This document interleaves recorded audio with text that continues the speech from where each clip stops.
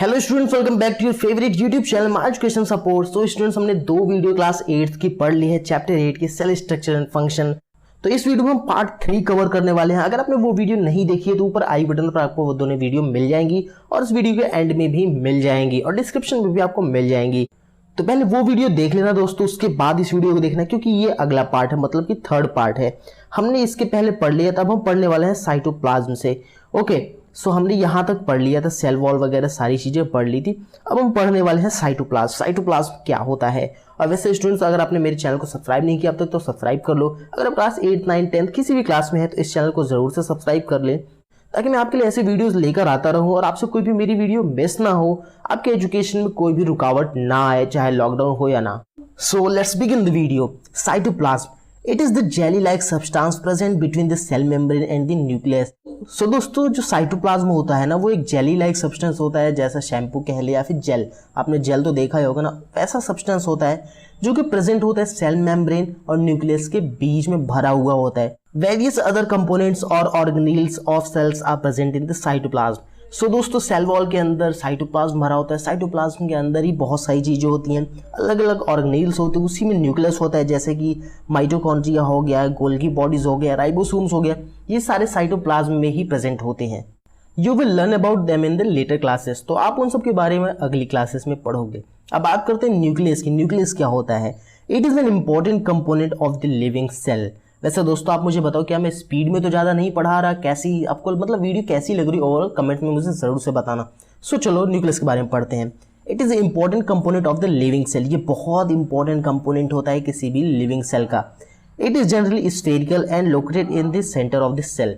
सो दोस्तों, ये जो होता है ना, वो सेंटर में होता है, किसी भी सेल के ना सेंटर में प्रेजेंट होता है। It can be stained and easily seen with the help of a microscope. So दोस्तों, हम इसका स्लाइड, अगर किसी भी सेल की स्लाइड प्रिपेयर करते हैं ना, तो उसे माइक्रोस्कोप से हम इजीली देख सकते हैं। मतलब कि आप न्यूक्लियस को माइक्रोस्कोप से आराम से देख सकते हो। Nucleus is separated from the cytoplasm by membrane called the nuclear membrane. So दोस्तों, साइटोप्लाज्म और न्यूक्लियस के बीच में एक वॉल होती है जिसे हम कहते हैं न्यूक्लियर मेम्ब्रेन, जिससे कि साइटोप्लाज्म का जो जेली सब्सटेंस है ना, वो न्यूक्लियस में नहीं जा पाता, मतलब उसे सेपरेट करता है न्यूक्लियस से। This membrane is also porous and allows the movement of material between the cytoplasm and inside the nucleus। So दोस्तों, यही एक मेम्ब्रेन होता है ना, ये बहुत पतला मेम्ब्रेन होता है, बहुत पोरस होता है, बहुत सॉफ्ट होता है, जो कि मटेरियल्स को साइटोप्लाज्म से न्यूक्लियस में और न्यूक्लियस से साइटोप्लाज्म में जाने में मदद करता है। With a microscope of higher magnification, we can see a small spherical body in the nucleus. It is called nucleus। सो दोस्तों, न्यूक्लियस के अंदर भी एक सब्सटेंस होता है, न्यूक्लियोज होता है। अगर हम बहुत अच्छा माइक्रोस्कोप यूज़ करते हैं ना, तो हम न्यूक्लियोज को भी देख सकते हैं। In addition, nucleus contain thread like structure called chromosomes. Nucleus किससे बना होता है? क्रोमोसोम से बना होता है। क्रोमोसोम क्या होता है? क्रोमोसोम एक धागे जैसा मटेरियल होता है, स्ट्रक्चर होता है धागे जैसा, जो कि प्रेजेंट होता है न्यूक्लियोज में। और न्यूक्लियोज किस में प्रेजेंट होता है? न्यूक्लियस में। और न्यूक्लियस किस में प्रेजेंट होता है? साइटोप्लाज्म के अंदर। साइटोप्लाज्म चारों तरफ न्यूक्लियस से घिरा हुआ होता है और वो पूरा सेल बनाता है। ओके, आप समझ रहे हो ना मेरी बात? These carry genes and helps in inheritance of transfer of characteristic from parents to the offspring. The chromosomes can be seen only when the cell divides. So दोस्तों, जो क्रोमोसोम होता है ना, इसमें जेनेटिक मटेरियल होता है जिसे हम कहते हैं जीन्स। बोलते हैं ना जीन्स, आपकी जीन ऐसी है वैसी है, मतलब जो भी बातें बोलते हैं या कुछ भी होता है जीन के बारे में जो बात करते हैं ना, वो जीन इसी में प्रेजेंट होता है, इसी थ्रेड लाइक स्ट्रक्चर या क्रोमोसोम्स में ही प्रेजेंट होता है, जो कि एक कैरेक्टर उसके फादर से अपने बच्चों में ट्रांसफर होता है। मतलब नेक्स्ट जनरेशन में जो कैरेक्टर ट्रांसफर होता है ना, वो इसी की मदद से ट्रांसफर होता है। ओके, सो जीन क्या है? जीन के बारे में यहाँ पे दिया हुआ है। Gene is a unit of inheritance in living organism. Gene के बारे में आई होप आप लोग को पता होगा, अगर नहीं पता तो मैं बताता हूँ जीन क्या होता है। जीन एक यूनिट होता है इनहेरिटेंस का। इनहेरिटेंस मतलब हमने अपने पूर्वजों से या अपने जो एंसेस्टर्स हैं ना, उनसे क्या क्या चीज़ें कैरेक्टर डेवलप किए हैं, वो जीन के फॉर्म में आता है। Okay, it control the transfer of heredity character from the parent to offspring. ये जो पेरेंट्स के कैरेक्टर होते हैं ना, ये उनके बच्चों में ट्रांसफर होता है। मतलब जीन के माध्यम से, जीन के थ्रू ही जो कैरेक्टर होता है वो ट्रांसफर होता है। This means that your parents pass some of their characteristics to you. मतलब कि जो आपके पेरेंट्स हैं ना, आपके मम्मी पापा हैं, आपके दादा दादी हैं, वो आप में कुछ ना कुछ अपने कैरेक्टर ट्रांसफर करते हैं, वो जीन के थ्रू होता है। ओके, जैसे आपके हेयर्स का कलर, आपके आइज़ का कलर, आपके कुछ की आइज़ ब्राउन होते हैं, कुछ की आइज़ ब्लू होती हैं, कुछ के ग्रीन होते हैं, मतलब इस तरीके से कलर्स होते हैं। तो वो आपका जेनेटिक कैरेक्टर होता है, मतलब कि आपके पेरेंट्स से आपको मिला हुआ होता है। और वो किस फॉर्म में जाता है? वो जीन के फॉर्म में जाता है। और जीन किस में होता है? क्रोमोसोम्स में। समझ में आया? Nucleus in addition to its role in inheritance act as the control centre of the activity of the cell. Okay, हमने अभी तक जान लिया है कि न्यूक्लियस के अंदर न्यूक्लियॉन्स होते हैं, न्यूक्लियॉन्स के अंदर एक जेनेटिक कैरेक्टर होता है जिसे कहते हैं क्रोमोसोम्स। लेकिन इसके अलावा न्यूक्लियस जो है ना, न्यूक्लियस कैरेक्टर को डेवलप करता ही है, साथ ही साथ वो पूरे के पूरे सेल को कंट्रोल भी करता है। ओके, कंट्रोल सेंटर भी कहते हैं उसे। The entire content of a living cell is known as protoplasm. So जो एंटायर कंटेंट होता है, मतलब सब कुछ को मिला दिया जाए ना, तो वो प्रोटोप्लाज्म कहलाता है। किसी भी सेल को हम कह सकते हैं protoplasm. It includes the cytoplasm and the nucleus. Protoplasm is the living substance of the cell. मतलब जो भी लिविंग चीज है किसी भी सेल में उसे कहते हैं प्रोटोप्लाज्म, जिसमें आपका सेल आता है, सेल मेम्ब्रेन आती है, साइटोप्लाज्म आता है, न्यूक्लियस आता है। वो सारी चीजें क्या बनाती हैं? प्रोटोप्लाज्म। उसके बाद यहाँ पे एक एक्टिविटी टाइप है ब्रैकेट में, इसे भी पढ़ लेते क्या होता है। The nucleus of the bacteria cell is the not well organised like the cell of a multicellular organisms. So दोस्तों, जो बैक्टीरिया का सेल होता है ना, वो मल्टी सेलुलर, जैसे कि इंसान हो गए, जानवर हो गए, इनके जैसा डेवलप नहीं होता, इनके जैसा ऑर्गेनाइज नहीं होता, मतलब व्यवस्थित नहीं होता। There is no nuclear membrane, उनमें न्यूक्लियर मेम्ब्रेन नहीं होता। The cell having nuclear material without nuclear membrane are term as prokaryotic cells. So दोस्तों, प्रोकैरियोटिक किसे कहते हैं? जिसमें न्यूक्लियर मेम्ब्रेन ना हो, मतलब कि वो सेल्स जिसमें न्यूक्लियर मेम्ब्रेन नहीं होता उसे कहते हैं prokaryotic cells. The organisms with this kind of cell are called prokaryotes. और जिन जिन में ऐसे सेल पाए जाते हैं उन्हें प्रोकैरियोट्स कहते हैं। प्रो मतलब प्रिमिटिव, क्रेयॉन मतलब nucleus. Examples: bacteria, blue green algae, इन्हें कहते हैं prokaryotic cell. The cell like onion cell and the cheek cell having well organised nucleus with a nuclear membrane are designated as eukaryotic cell. So दोस्तों, prokaryotic और eukaryotic में आपको difference समझ में आ गया। प्रोकैरियोटिक क्या होते हैं? जिसमें कि आपको न्यूक्लियर मेम्ब्रेन देखने को नहीं मिलती, और यूकैरियोटिक मतलब जिसमें वेल ऑर्गेनाइज्ड मेम्ब्रेन होती है, मतलब न्यूक्लियर मेम्ब्रेन होती है, उसे हम कहते हैं eukaryotic.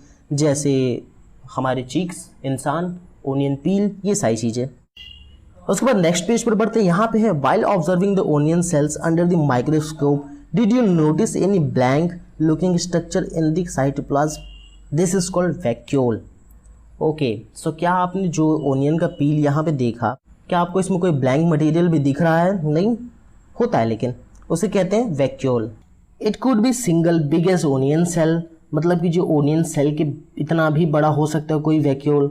And chick cell have a smaller vacuole, मतलब जो हमारे गाल के सेल होते हैं ना, चिक सेल होते हैं, उनमें जो वैक्यूल होते हैं बहुत छोटा होता है। Large vacuoles are common in plant cells, vacuoles in animal cell are much smaller, मतलब कि जो प्लांट में होते हैं वैक्यूल्स ना, वो काफ़ी बड़े साइज के होते हैं, और जो एनिमल में वैक्यूल होते हैं वो छोटे साइज के होते हैं। याद रखना, दोनों में ही वैक्यूल प्रेजेंट होते हैं। You might have noticed several small colour bodies in the cytoplasm of the cells of tradescantia leaf. They are scattered in the cytoplasm of the leaf cell, these are called plastid. So एक और material होता है जिसे हम कहते हैं plastid. They are of different color. Some of them contain green pigment called the chlorophyll.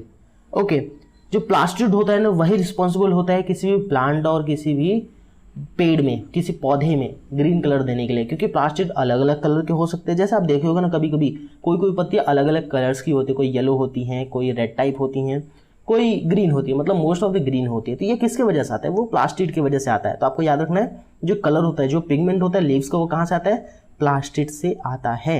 मतलब कि जो क्लोरोफिल होता है ना, वो प्लास्टिड के अंदर प्रेजेंट होता है। Green colour plastid are called chloroplast, और जो ग्रीन कलर का प्लास्टिड होता है उसे हम कहते हैं क्लोरोप्लास्ट। याद रखना, यहाँ पे ग्रीन कलर का अगर कोई भी क्लोरोफिल है या ग्रीन कलर का प्लास्टिड है, उसे हम कहते हैं क्लोरोप्लास्ट। उन्हीं की मदद से जो प्लांट्स हैं ना, जो लीव्स हैं, वो ग्रीन होती हैं। You may recall that chlorophyll in the chloroplast of leaves is essential for photosynthesis. आपको याद होगा कि जो क्लोरोफिल होता है वो बहुत इंपॉर्टेंट होता है फोटोसिंथेसिस के लिए, मतलब कि उसी तरीके से क्लोरोप्लास्ट भी बहुत इंपॉर्टेंट है किसी भी प्लांट सेल के लिए। Comparison of plant and animal cell. Okay, यहाँ पे कुछ कंपेरिजन दिया हुआ है प्लांट और एनिमल सेल का। आप यहाँ पे देख सकते हो, प्लांट ए जो है प्लांट सेल है, और बी वाला जो है वो एनिमल सेल है। अब यहाँ पे देखो, प्लांट सेल में क्या है? सेल मेम्ब्रेन है, सेल मेम्ब्रेन के बाद पहले सेल वॉल है, सेल वॉल के बाद सेल मेम्ब्रेन है, फिर क्लोरोप्लास्ट है, फिर न्यूक्लियस है। और यहाँ पे जो एनिमल सेल है, यहाँ पे आप देखोगे सिर्फ सेल मेम्ब्रेन है, मतलब सेल वॉल नहीं है एनिमल सेल में। वैक्यूल है, न्यूक्लियस है, क्लोरोप्लाज्म है, मतलब सारी चीज़ें यहाँ पे आप देख सकते दिखा हुआ है। तो न्यूक्लियस का साइज सेम है, लेकिन जो वैक्यूल है, आप वैक्यूल देखो, डिफरेंस आपको पता चल जाएगा। वैक्यूल आप यहाँ पे देख रहे हो ना, जो वैक्यूल है ये देखो वैक्यूल प्लांट सेल में कितना बड़ा है, मतलब इतना बड़ा वैक्यूल है, लेकिन एनिमल में छोटा सा वैक्यूल। मतलब आप डिफरेंस देखोगे तो आपको पता चलेगा साइटोप्लाज्म सेम है, मतलब बहुत ज़्यादा है। उसके बाद वैक्यूल देख सकते हो प्लांट में बहुत ज़्यादा है, एनिमल में बहुत कम है। न्यूक्लियस का साइज सेम है, न्यूक्लियस के अंदर थ्रेड लाइक स्ट्रक्चर भी प्रेजेंट है, जो ऐसे ऐसे ऐसे ऐसे करके है ना, ऐसे ऐसे वो थ्रेड लाइक स्ट्रक्चर है। उसके बाद सेल मेम्ब्रेन देख सकते हो, दोनों में है, लेकिन सेल वॉल सिर्फ प्लांट सेल में है। ओके, सो उसके बेसिस पर यहाँ पे कुछ क्वेश्चंस दिए हुए हैं, आपको उसका आंसर करना है। कुछ यहाँ पे दिए हुए जैसे सेल मेम्ब्रेन प्लांट सेल में होता है, एनिमल सेल में भी प्रेजेंट होता है। सेल वॉल सिर्फ प्लांट में होता है, एनिमल में नहीं होता। न्यूक्लियस किसमें होता है? न्यूक्लियस दोनों में प्रेजेंट होता है। उसके बाद न्यूक्लियर मेम्ब्रेन दोस्तों दोनों में ही होता है। आप यहाँ ऊपर देखोगे ना, तो न्यूक्लियर मेम्ब्रेन मतलब जो साइड बाउंड्री है ना, वो दोनों में ही है। उसके बाद साइटोप्लाज्म में दोनों में ही है। उसके बाद जो प्लास्टिड है, प्लास्टिड सिर्फ और सिर्फ इसी में प्रेजेंट होता है, मतलब कि प्लांट सेल में, एनिमल सेल में प्लास्टिड नहीं होता। वैक्यूल दोनों में होता है, क्योंकि आपको पता होगा प्लांट में जो वैक्यूल है वो काफ़ी बड़ा है और जो एनिमल का वैक्यूल है वो छोटा है। और इसके साथ ही हमारा ये चैप्टर दोस्तों फिनिश हो चुका है। आपने अगर ऊपर के चैप्टर्स के बारे में नहीं देखा, मतलब कि इन सबको जो मैंने पढ़ाया था ना, वो 2 पार्ट में मैंने डिवाइड किया, ये तीसरा पार्ट है। तो ओवरऑल क्लास 8 चैप्टर 3 पार्ट में डिवाइडेड। तो जाओ जल्दी से देखो, आपके सारे डाउट क्लियर होने वाले दोस्तों। और अगर आप मेरे चैनल पर नए हो, यहाँ तक वीडियो देख ली है, तो यार सब्सक्राइब करना तो बनता है। और हो सके तो ये वीडियो ज़्यादा से ज़्यादा शेयर कर दो अपने दोस्तों में, ताकि उन्हें भी इसका नॉलेज मिल सके। मतलब आप शेयर करोगे ना, तो उससे मुझे काफ़ी अच्छा लगेगा कि हाँ, मेरे जो सब्सक्राइबर वो एक्टिव हैं और मेरी बात मानते हैं। तो चलो मिलते हैं नेक्स्ट वीडियो में दोस्तों, तब तक के लिए गुड बाय।